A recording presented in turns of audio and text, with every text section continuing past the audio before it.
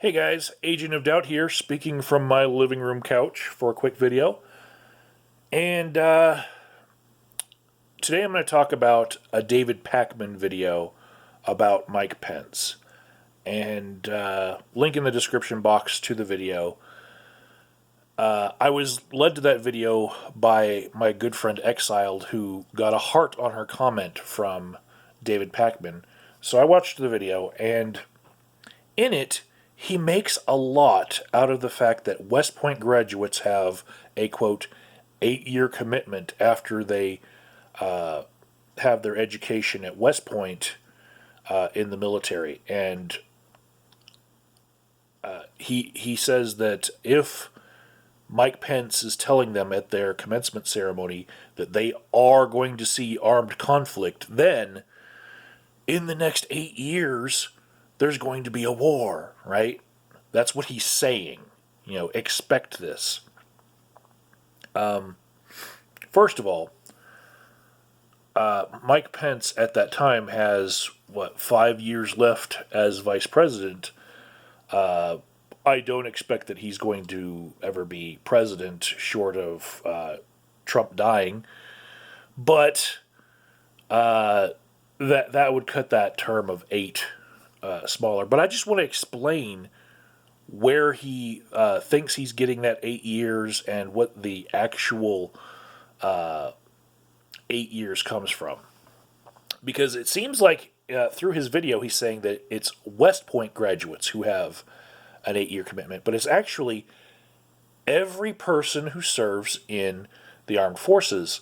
And some of those West Point graduates will be able to serve active duty for a lesser amount of time. You see, every U.S. citizen who's able to serve, if they were to be drafted, the law states that the maximum amount of time that you can be drafted for out of your life is 8 years.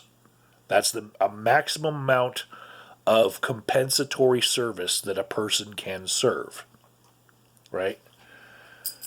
So that all comes from like draft laws, but of course we have a volunteer service, right?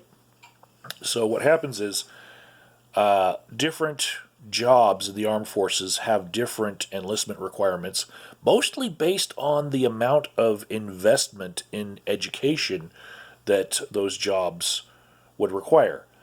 Myself, I was an electronics calibration technician in the Army. It took my basic training time of like 2 months and another 11 months of electronics training just to get me up to speed to where I'd have to be able to do my job in the field. After that, I had to serve a minimum of 4 more years after my training in order to have that job. But if you wanted the shortest enlistment time at the time that I signed up, back in 1997, you would have to go infantry, 11 Bravo. And that would have a 3-year enlistment term. And after that 3 years, you did not have to reenlist, and you could have all of the benefits of having been a veteran. You could, use the GI Bill. You can use the VA home loan guarantee. You can go to the VA hospitals for the rest of your life, right? Just the 3 years, right?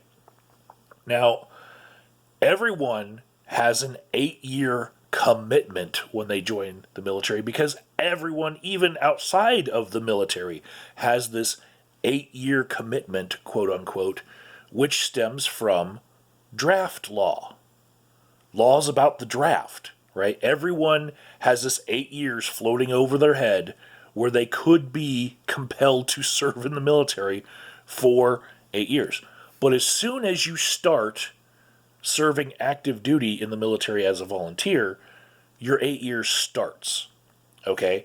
And so let's say you were one of those infantrymen who served for 3 years active duty. You then have 5 years, starting from the day that you separate from the service, where you are either supposed to be on reservist duty, National Guard duty, or inactive ready reserves, right? An inactive ready reserves means if a draft was ever enacted and they needed to recall people back into the military, they want the people who have been trained and already gone through basic training and advanced individual training. They want them back as quickly as possible, because those are the people that they don't have to invest in training time in, you know. So they keep you on the rolls for 8 years, starting from the first day that you served active duty. And then at the end of that 8 years, you've served your time as far as that 8-year commitment where people could possibly be drafted. And that all stems from draft law. All right? It's stuff that we don't even see anymore because we have a quote unquote volunteer service. So yeah, the fact that David Pakman speaks so strangely about that West Point graduates are going to have an 8-year commitment.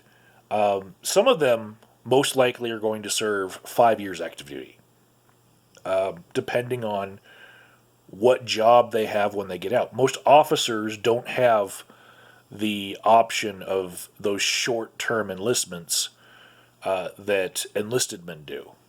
So at least 5 years they will be serving.